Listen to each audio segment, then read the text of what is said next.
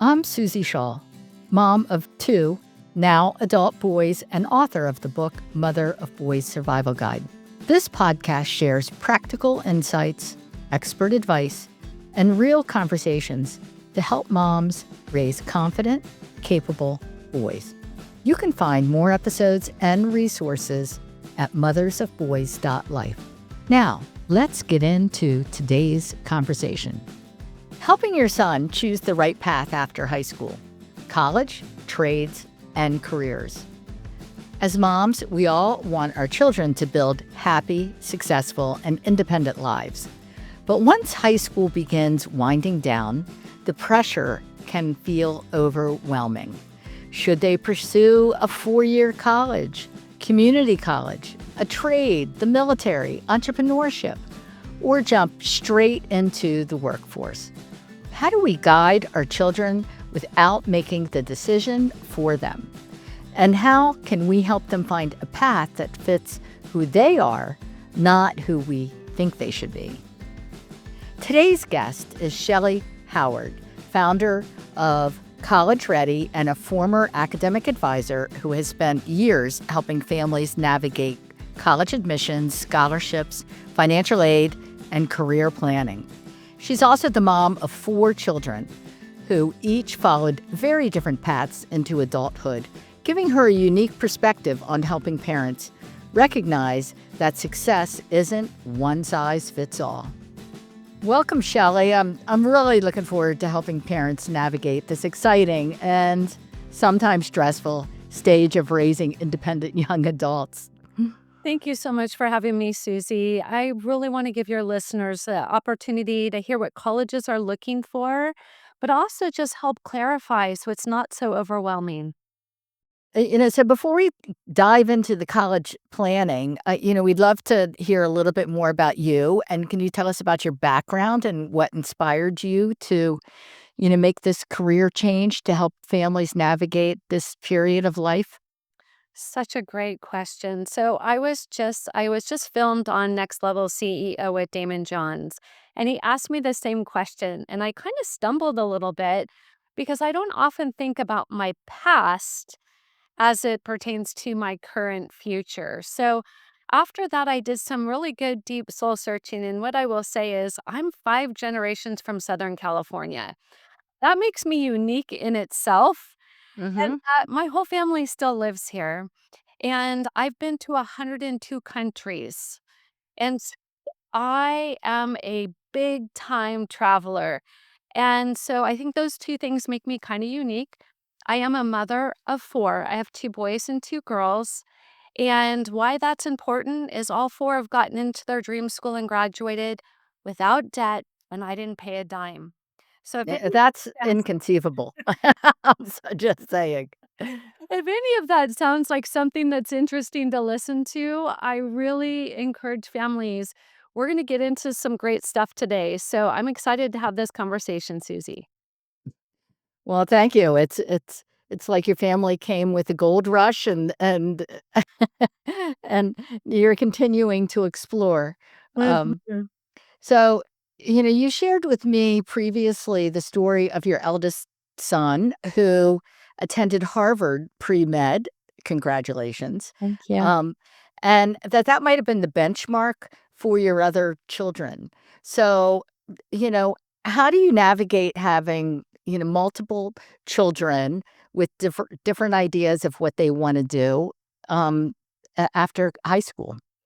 So I think it's first and foremost important to realize every child matures at a different age. My children, your grandchildren, nieces and nephews.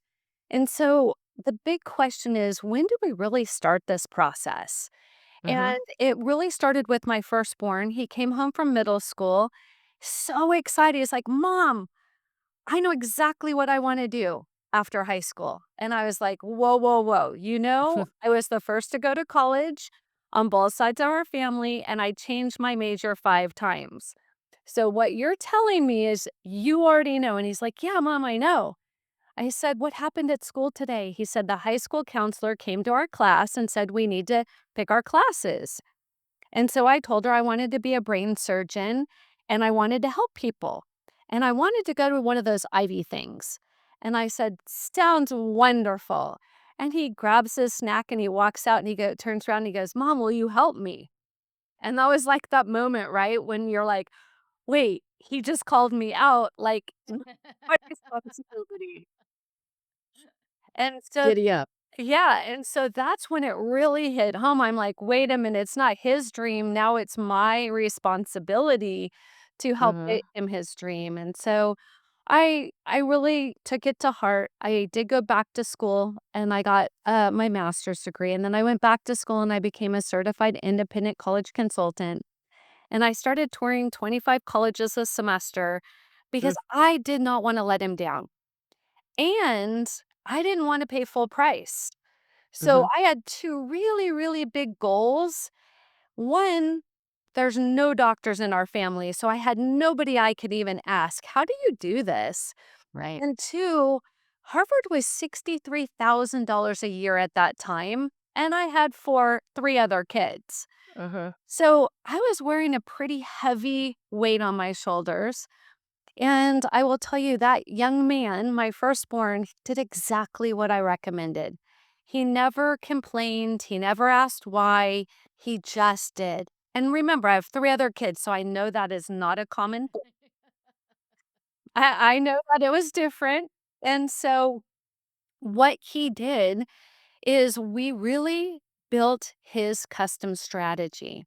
Getting into a college, let alone a Ivy League school, is so competitive and so expensive that I had to really think about it as I would an entrepreneur. So I've started 7 businesses. College Ready was my 7th.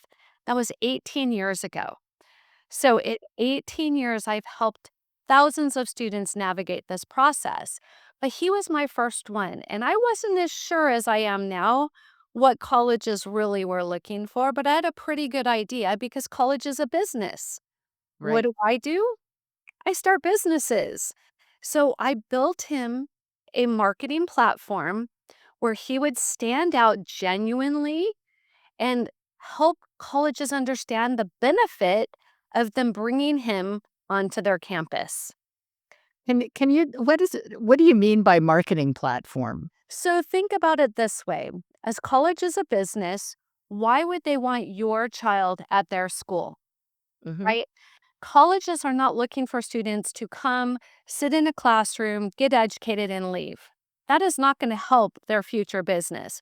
They're looking for leaders to run leadership opportunities. They're looking for students who want to do activities and honors and awards, win the Peace Prize, right? They're looking for students who are going to make their school and that experience better. Uh-huh. That's exactly what marketing a student looks like. So, an example, my son loved leadership, still does. He was freshman class president, sophomore class vice president, junior class president, and ASB president. Then he stepped it up and he ran all of Southern California's leaders. That's what I'm talking about. I didn't tell him he had to be a leader. I say, "What Mhm. do you love?" "Mom, I love to support and lead other people to create the change they want to see." Right. Outstanding. Let's go all in on that. Right. That was one example of taking something that is a gift and a talent and building upon it so colleges will see the value. Yes, he was on leadership when he got to Harvard. He ran the Key Club there. So it didn't end. It was truly something they valued, they saw in him. Think about the Ivies. They could have any student they want. Think about any college, truly. They can have any student they want. Why would they pick your child? Mhm. What's the benefit? That's what Right. we do when we promote. We show benefit, feature, benefit, feature. Do you want it or do you not want it? Mhm. And that's what we do. And so it reminds me of a podcast I did um, with a gentleman, and he was interested in sending his son to an Ivy League school. So he contacted Harvard and asked for them to send him the admissions requirements when his son was still a child. I mean, a little child, and then helped guide his son through his childhood to, meet the expectations of what was needed is it just feels a little bit similar to me. Yeah. So we always tell parents this. When should you start planning for college? It's when your child's asking questions. What is that person doing? Why do they do that? Does it take to get into that opportunity? So when we would travel as a family, I remember my son was in 5th grade and we went back to visit family on the East Coast. And I said, why don't we go check out MIT and Harvard? And they're like, well, why? We're not going to college in forever. And I said, well, we saw a science museum and we've seen an art museum. Let's just see what this big old college has to offer. And Mhm, I'll never forget the day we walked in to the campus, and then we walked in to the freshman eating dining hall. And my son opened the door, and there was Hogwarts. It was literally straight out of a Harry Potter yeah, book.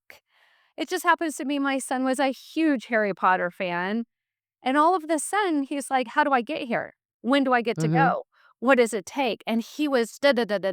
He was so excited because he saw that this was not like elementary school, not like a day in the life. He mhm, was very excited, and he was the one driving, "How do I get there?" And right, so I tell families it's really about what does your child want? What is the connection, the academic fit, the social fit, and the financial fit? And then it's just having some great intellectual conversations with them about mhm, what they want to do with their life. right. Well, one of the hardest parts of parenting is knowing, when to push them forward and when to step back. Um, and so do you have any advice on what to do about that? That balance is really tricky when you're giving guidance, and I think location, like seeing physically someplace and getting that excitement was valuable. Were your younger kids excited about that too, or just your oldest son? My daughter did not, she knew from the minute we walked on campus, not interested at all. She's 4 years younger, so she was on the younger side, but Right. she just knew she wanted the big football school. She wanted the big sorority program. She wanted the big Southern college experience.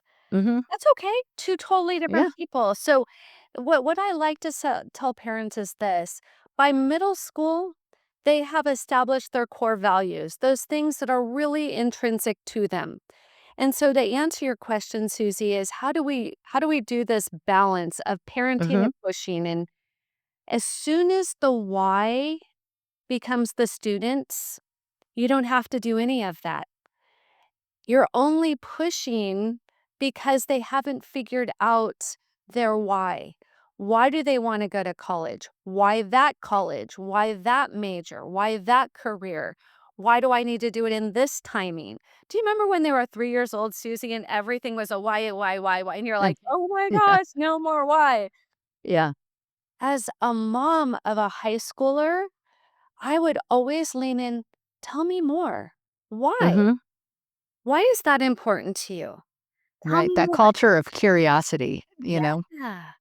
And so then it's not pushing, it's genuinely asking without judgment, help me understand why is that important to you? What about that got you excited? What about that university feels like something you would enjoy? Mhm. And then it's not having to push because their why is driving them forward. Think Mhm. about anything they get excited about, and they're the ones who are like, "I need soccer cleats, and I need a soccer ball, and I need a this and a that, and when's practice?" And, that whole infectious thing when they figure out, "This is about me and what Right. I want." That's a big part of it, and if they don't have that why, you will be pushing them and Mhm. pulling them and dragging them, and that's no fun. I I've been on both ends of that why. Um,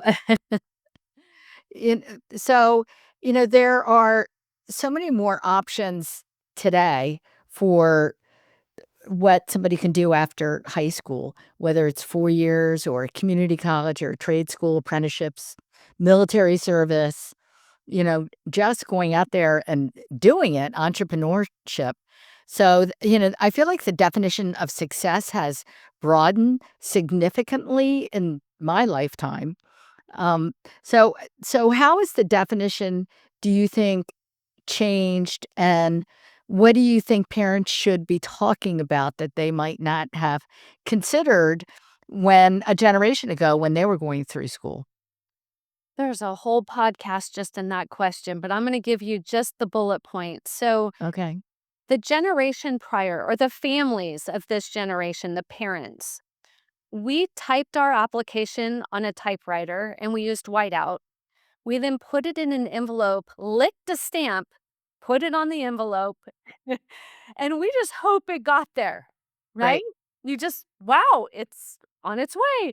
And then you would wait to receive a response in your email, or sorry, in your mailbox. Mhm.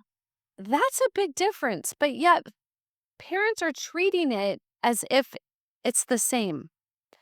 And it's not the same. And your child is going through very, very different challenges. It's never been more expensive and it's Mhm. never been more competitive. And so, my generation, our parents told us, you will go to college. I don't know what you're going to major in, but you're going to go and we're going to figure it out and we're going to take on debt because we think it's the right thing to do. Mhm. So off our generation goes. We change our major 5 times, 6, 7, 8, 9, 10, or never figure it out.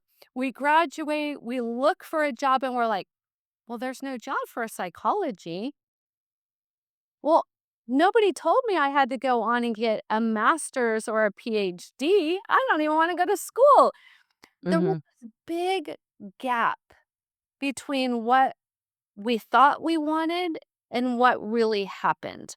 Mhm. So for a lot of families, their parent, the parent went to college, went in debt, and didn't use their college degree.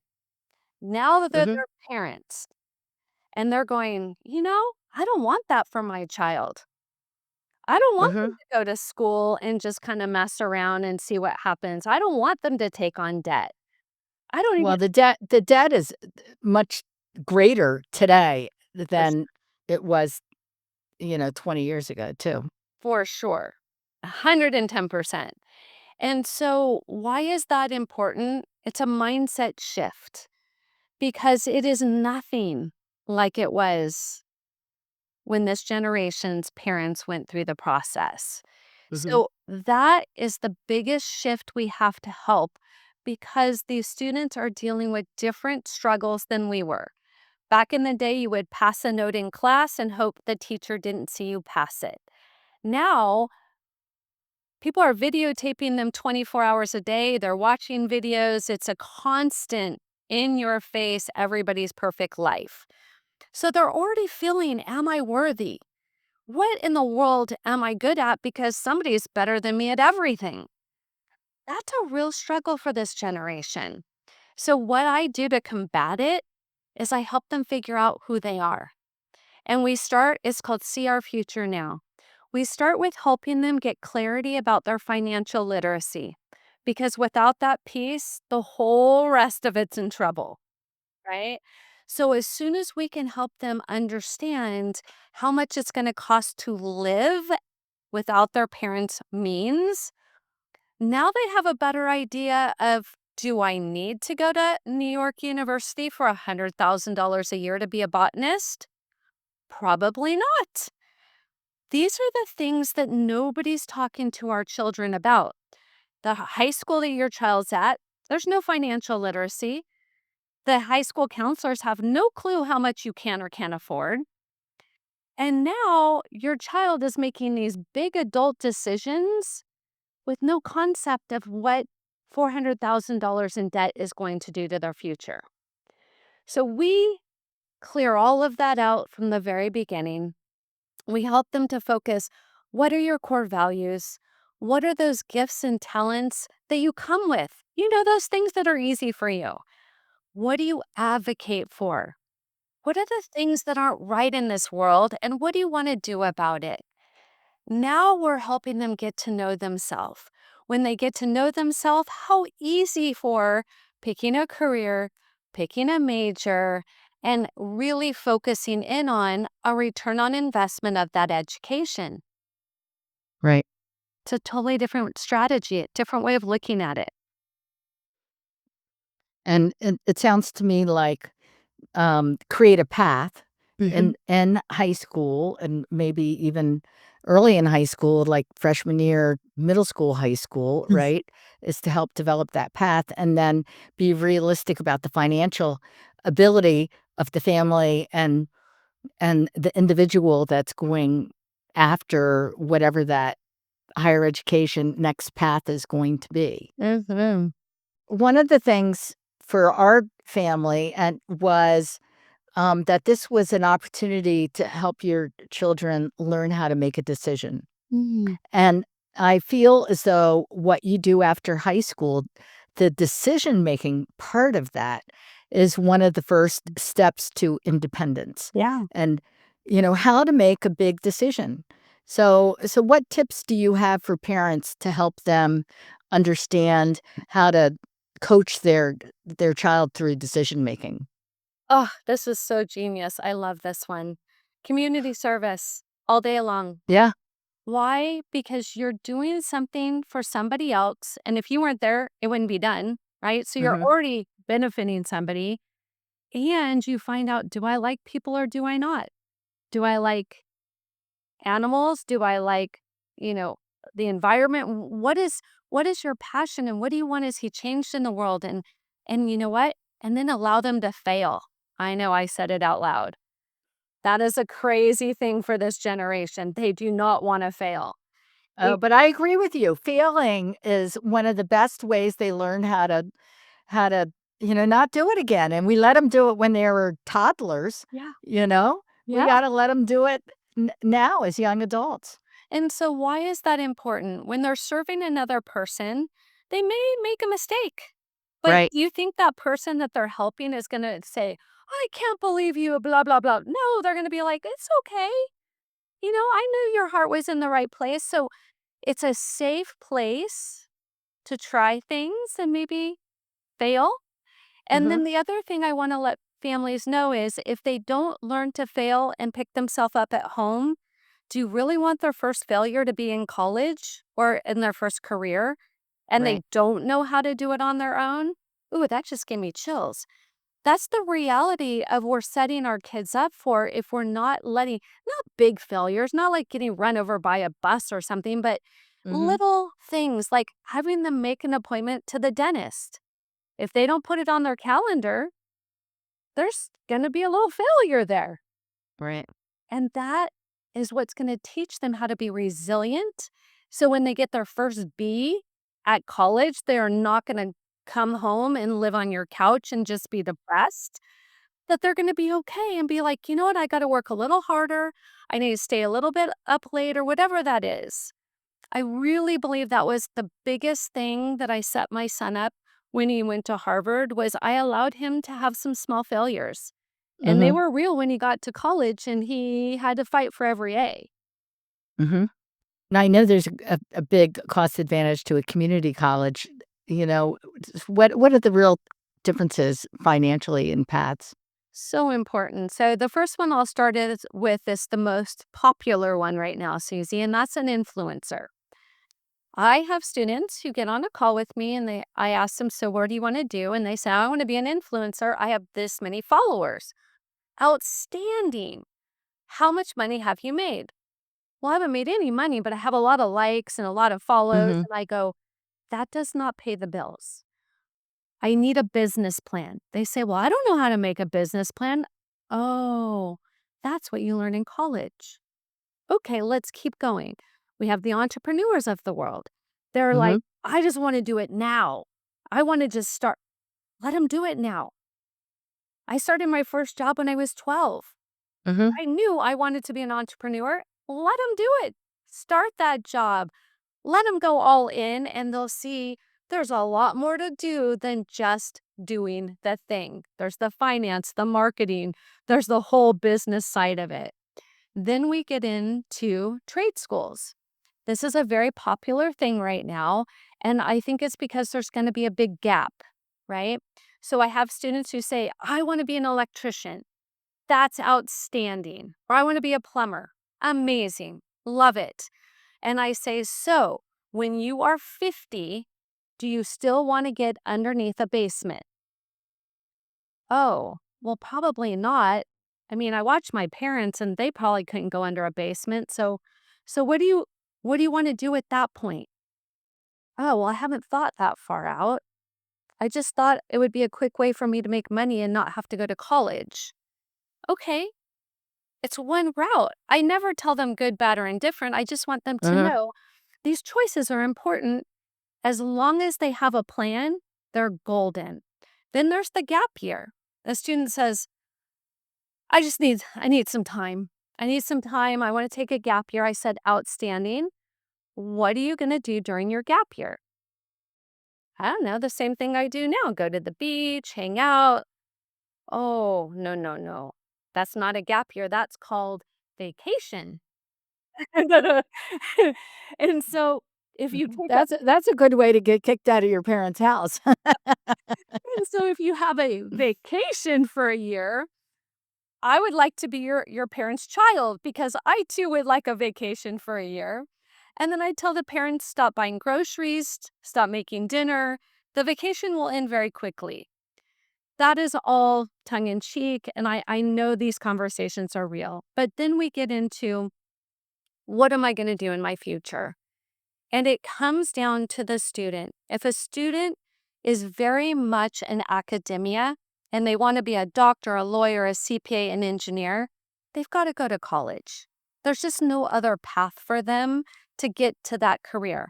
But what if they're really good at a lot of things? What if they don't even enjoy school? Maybe they enjoy making money. They're a hustler.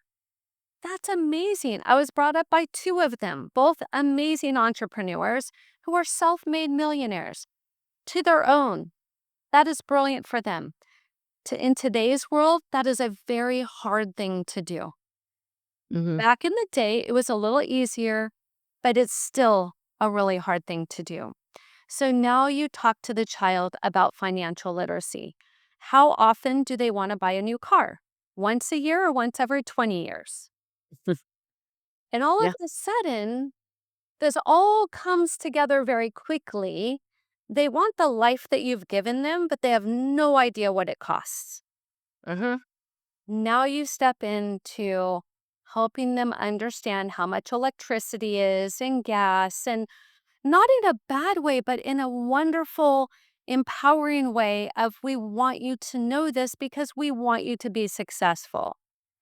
This whole discussion changes as soon as they understand what it costs to live on their own. Mm-hmm. Well, I just want to say the financial literacy part is so key, I think, to child raising. And we had a gentleman from the Money Confidence Project. It's a nonprofit as a guest, and we talked about several tools for parents to use.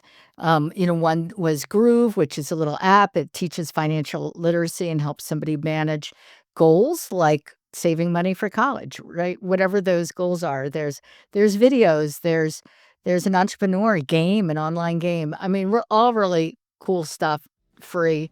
So I want to encourage parents to check that out. Shellee, thank you so much for sharing your experience and advice. It was such a great discussion that we didn't want to cut a thing. So this is part 1, with part 2 coming out next week. In part 2, we'll talk about how families can pay for college, including sources of money, scholarships, and financial aid. Plus, some of the biggest mistakes a family can make. You can learn more about Shellee Howard and find free college planning resources at her website, collegereadyplan.com. Visit the mothersofboys.life website, where we'll share links to Shellee's resources, website, and books. If this episode meant something to you, please follow and share the Mothers of Boys Survival Guide podcast on Facebook, Instagram, YouTube, and LinkedIn. Sharing helps other moms discover the show. Be kind to yourself, moms.